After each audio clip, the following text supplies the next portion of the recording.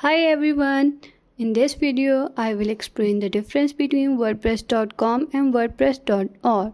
If you are new to WordPress, this is really important to understand before setting up your website.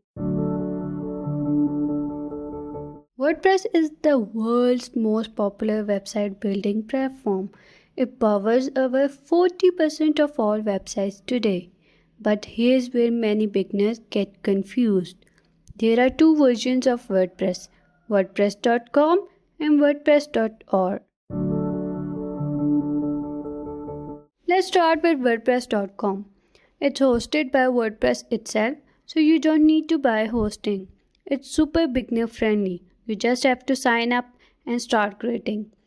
The free plan gives you a site like yoursite.wordpress.com. But there are limitations. You can't install custom plugins or themes unless you pay, and you don't have full control of your files. Now let's talk about WordPress.org. This is self-hosted version.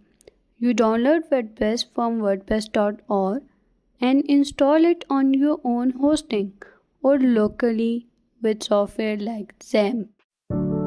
You get full control. Install any theme, any plugin, even edit the code. But you need to buy hosting and a domain name if you want it live. Basically, it's more flexible and powerful, and it's what most businesses and developers prefer. Here's a quick side-by-side. On WordPress.com, hosting is included, but you get a free subdomain. But control is limited.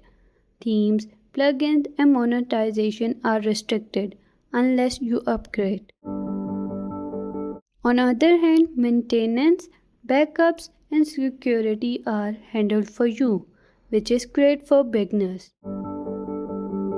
On WordPress.org, you bring your own hosting and domain, but you gain full control. Install any theme or plugin, customize code, and use any monetization or e-commerce setup.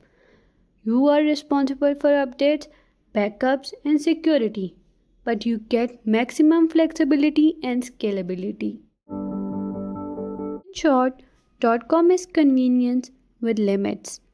.org is freedom with responsibility. Here's an easy way to remember. WordPress.com is like renting an apartment. It's simple, but you follow the landlord's rule. On the other hand, WordPress.org is like owning a house. You have full freedom, but you take care of maintenance.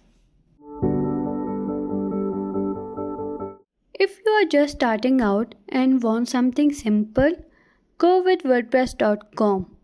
But if you want full control, customization, and a room to grow, then choose WordPress.org.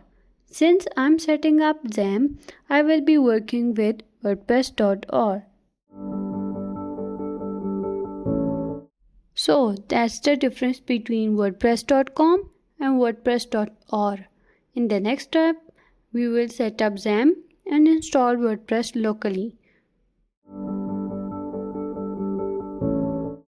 Don't forget to like, share and subscribe for more tutorials.